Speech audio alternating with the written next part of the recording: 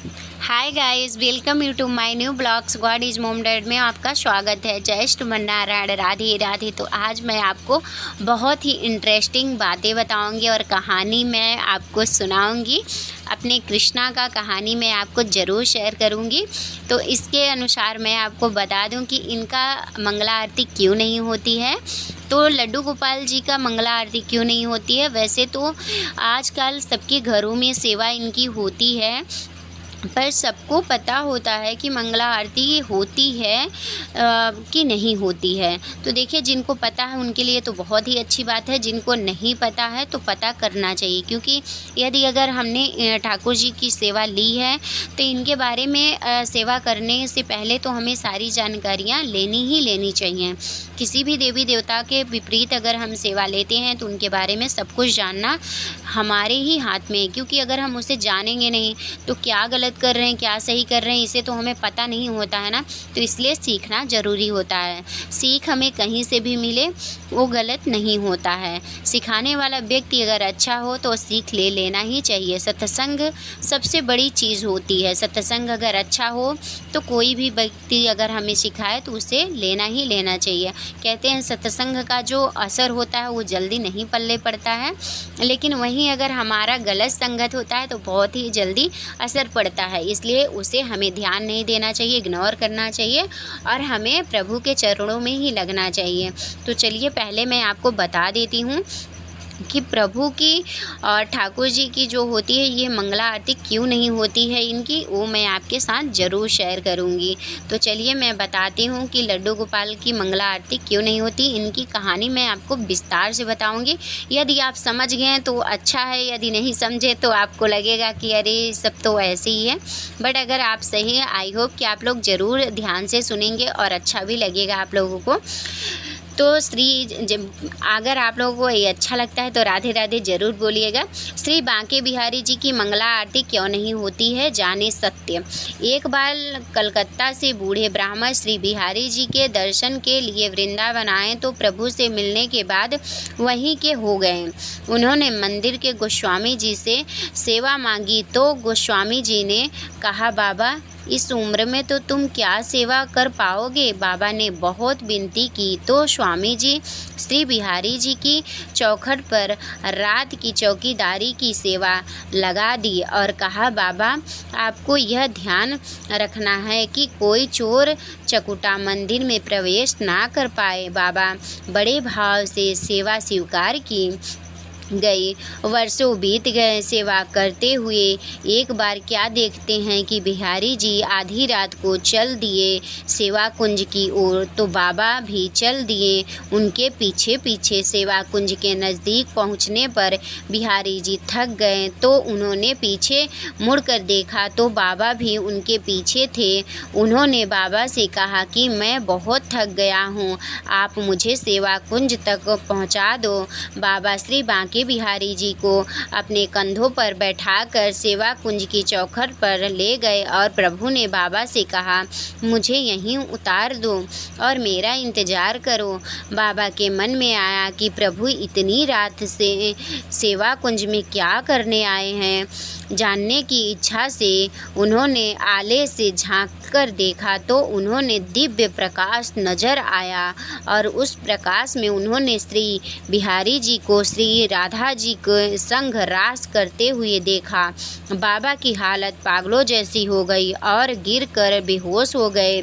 सुबह बिहारी जी ने बाबा को पुकारा और बाबा से कहा, बाबा मुझे मंदिर तक नहीं ले जाओगे।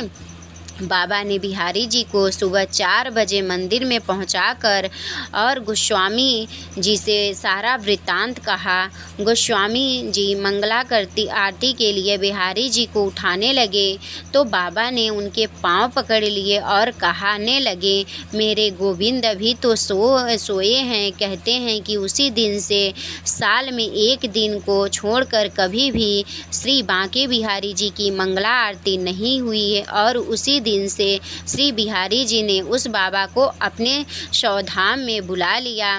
बोलो वृंदावन बिहारी लाल की जय। अगर ये कहानी आप लोगों को अच्छी लगी हो तो कमेंट में राधे राधे जय श्रीमन नारायण ज़रूर लिखिएगा तो चलिए, हमारा यही था जो हम आपको बताए हैं कि आप लोगों तक ये चीज़ें जानना ज़रूरी है। अगर हम सेवा लेते हैं तो सेवा का जो हमें कोई भी चीज़ें छोटी हो या बड़ी चीज़ें हो उसका अनुभव तो लेना ही चाहिए। तो देखिए, ठाकुर जी का जो होता है वो मंगला आरती नहीं होती है, तो इस वजह से हम अपने काम जब भी कर लेते हैं तो थोड़ा सा लेट ही इनकी पूजा करते हैं, तो कोई प्रॉब्लम कोई दिक्कत नहीं होता है। इसी वजह से इनके पूजा में हमें ज़्यादा दिक्कतों का सामना नहीं करना होता है, ज़्यादा जल्दबाजी नहीं करनी होती है, आराम आराम से पूजा हम लोग करते हैं। बट इतना लेट भी मत कीजिए, अपनी इच्छा अनुसार करिए। कहते हैं ना कि जैसे और भगवान की आप पूजा कर रहे हो तो उनका जितना जल्दी आप करेंगे उतना ही जल्दी अच्छा होता है। लेकिन यही बात अगर करते हैं कि लड्डू गोपाल जी की पूजा की, तो लड्डू गोपाल की जो पूजा होती है उसे जल्दबाजी से नहीं करना है, आराम से करना है। गर्मियों के टाइम में आप थोड़ा सा जल्दी करा सकते हैं, लेकिन जो सर्दियों का टाइम होता है उसमें तो थोड़ा सा आपको ध्यान देना होता है, थोड़ा सा लेट ही करना होता है, क्योंकि ये हमारे बच्चे हैं और बच्चे का जब हम सेवा लेते हैं तो बच्चों को आप अगर डायरेक्टली सुबह उठाएंगे और उनको स्नान करवाने लगेंगे तो उनको भी अच्छा नहीं लगता है। तो डायरेक्टली आपको स्नान नहीं करवाना है, पहले आप उनको उठाइए, उनको कुछ खिला दीजिए, उनको दूध पिला दीजिए, कुछ पानी पिला कर उनको बैठा दीजिए, ताकि वो थोड़ा सा उठने के बाद आराम फील कर लें। उसके बाद ही आप उनको स्नान के लिए रेडी करिए। जब तक वो बैठे हैं तब तक आप अपना स्नान की तैयारी कर लीजिए। इससे क्या होगा कि आपकी तैयारी हो जाएगी और थोड़ा सा उनका टाइम जो होगा वो डायरेक्टली स्नान नहीं होगा, थोड़ा सा ये होगा कि बिता के मैंने स्नान करवाया है। तो आपको इस तरीके से करना है। तो जो होता है ठाकुर जी की सेवा होती है, जो इनका बाल कृष्णा की सेवा हम लोग करते हैं, तो इनको मौसम के अनुसार हमको खिलाना पड़ता है, मौसम के अनुसार इनको देखभाल केयर करना होता है। और इनको हम अकेला नहीं छोड़ते हैं, क्योंकि ये बाल छवि हैं, तो इनको अकेला छोड़ना भी हमारे लिए ठीक नहीं होता है। तो इसलिए आप लोग अकेला भी इनको मत छोड़ा करिए। और बच्चों को कहते हैं ना कि जो भाव से हम पूजा करते हैं उस भाव से हमारे दिल में, हमारे हृदय में ये ममता जगा देते हैं। तो सेवा करते करते हमें उस चीज़ का नॉलेज हो जाता है, उस चीज़ की जानकारी हमें हो जाती है, तो हमें कहीं से पूछने की ज़रूरत नहीं पड़ती है। लेकिन आजकल जो होता है, आपको बहुत सारी चीज़ें आपको मोबाइल में ही मिल जाती है, जिससे कि हमें कहीं भी किसी से पूछने की ज़रूरत नहीं होती है। बस आपको उस टॉपिक का इंटरेस्ट होना चाहिए, जानने की आपके अंदर इच्छुक होना चाहिए, तभी हम वो चीज़ें जान पाते हैं। यदि आपको जानने की इच्छा नहीं है तो हम ज़ोर ज़बरदस्ती से तो आपको बता नहीं पाएंगे। जब आपका दिल से इंटरेस्ट होगा तभी तो आप जानेंगे, तभी तो आप समझेंगे। जब आपका मन ही नहीं लगेगा तो कोई भी शब्द जो होता है वो फिर अच्छा नहीं लगता और वो समझ में भी नहीं आता है।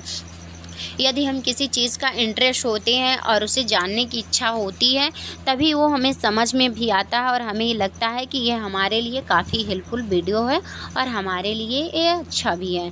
तो देखिए, मंगला आरती की जो बातें थी, जो कथा था, जो रहस्य था, मैंने आपके साथ शेयर किया है और हमें लगता है कि ये आप लोगों के लिए काफ़ी हेल्पफुल भी होगा। और अगर आप लोगों को पता है तो ये तो बहुत ही अच्छी बात है, नहीं पता है तो अब पता हो जाएगी। कहते हैं कोई भी चीज़ें देर से पता हो चाहे जब पता हो, उसे सुधार लेना ही हम लोगों के लिए बेहतर होता है। तो चलिए, बहुत ज़्यादा सुबह अगर आप करते हैं तो ठीक है, बट इतना भी सुबह मत कीजिए जैसे कि हम सब अपने और भगवान का कर लेते हैं।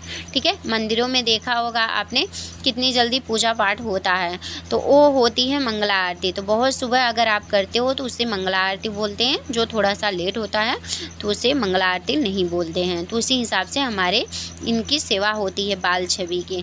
तो आपको ये नॉलेज कैसा लगा आप लोग कमेंट में ज़रूर बताइएगा, और हमारे कृष्णा आप लोगों को कैसे लगे ये भी आप लोग कमेंट में बताइएगा। तो हमारे कृष्णा हमें बहुत प्यारे लग रहे हैं। तो चलिए, मैं अपने कृष्णा के लिए थोड़ी सी सब्जियां बना दे रही हूँ, और सब्जी में मैं मिर्चा उर्चा डाल के ही बनाती हूँ, क्योंकि लहसुन प्याज का तो प्रयोग करना नहीं होता है।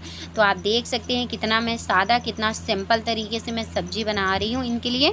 बहुत ही लाजवाब, बहुत ही बेहतरीन सब्जी बनेगी हमारे कृष्णा की।